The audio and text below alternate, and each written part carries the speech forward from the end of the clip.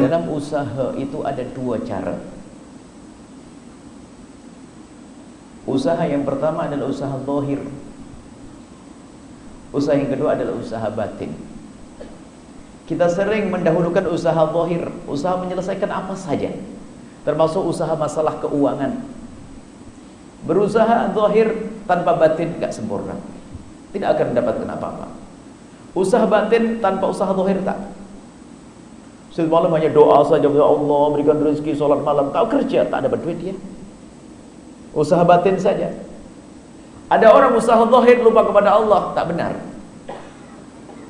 Kita sering mengandalkan kehebatan zahir kita, lupa kepada Allah. Ini yang menjadi masalah besar tuh, karena kita sering lupa kepada Allah. Ini tidak pandang seorang pengusaha, seorang ustadz pun sering lupa kepada Allah.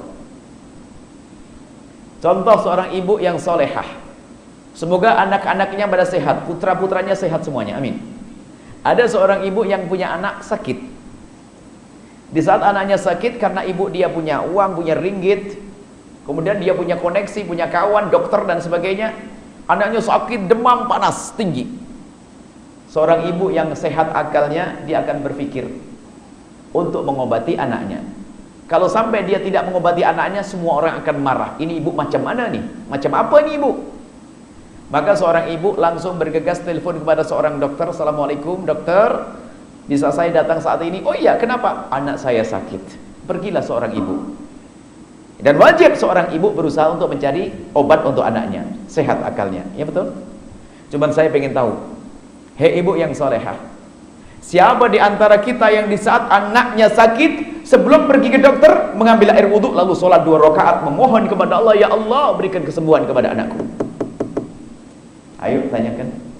Kita sering lupa kepada Allah. Dikisahkan Nabi Musa juga seperti itu. Nabi Musa itu ceritanya sakit.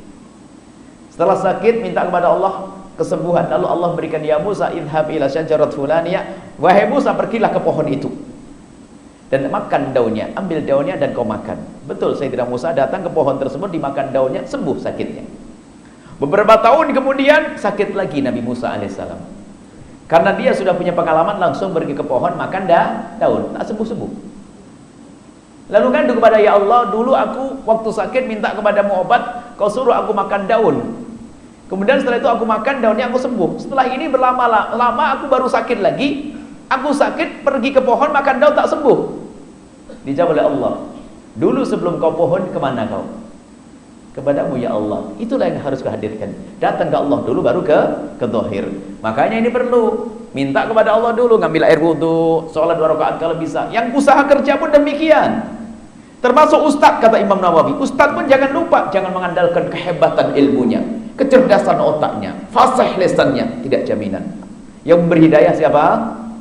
Allah. Yang memberikan ilmu siapa? Allah. Maka kata Imam Nawawi, seorang ustadz itu termasuk bentuk daripada pengkhianatan halus tersembunyi kalau hanya mengandalkan kecerdasannya, khianat kepada Allah.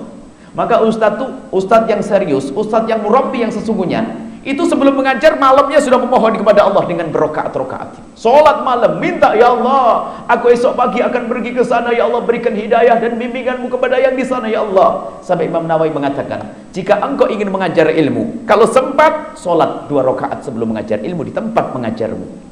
Kalau itu masjid, gabung dengan salat tahiyatul masjid. Kalau bukan, lakukan salat 2 rakaat lalu mohon kepada Allah, ya Allah berikan ilmu dan bimbingan kepada yang belajar. Minta kepada Allah. Bukan hanya menyiapkan materi ilmunya ditulis hebat ceramahnya, wah, bukan itu, tapi Allah.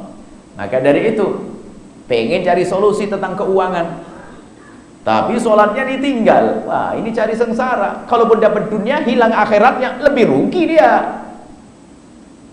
Maka ketahuilah, usahamu seperti apapun, engkau akan dapatkan sesuai dengan apa yang Allah tentukan, tidak akan lebih. Maka tetap berusaha, tapi jangan jauh dengan Allah. Yang lebih sengsara lagi, na'udzubillah, ada seorang punya usaha dunia serius, tapi dilupakan kepada Allah, sukses lagi dia. Sukses lagi, sudah tak sholat Jumat, sukses. Dulu waktu dulu fakir, sholat ke masjid ini, akhirnya semakin fakir dia. akhirnya tak sholat ke masjid, tak sholat Jumat, jadi kaya. Wah, tambah kacau. Berarti dia telah didaftarkan di neraka yang paling dalam. Maka tetaplah usaha zahir, tapi jangan lupa usaha batin semakin dekat kepada Allah. Jangan sampai kita meninggalkan sholat Jumat, na'udzubillah, apalagi sholat fardu, Masya Allah. Dengan Allah yang memberikan solusi, Allah berikan jalan. Allah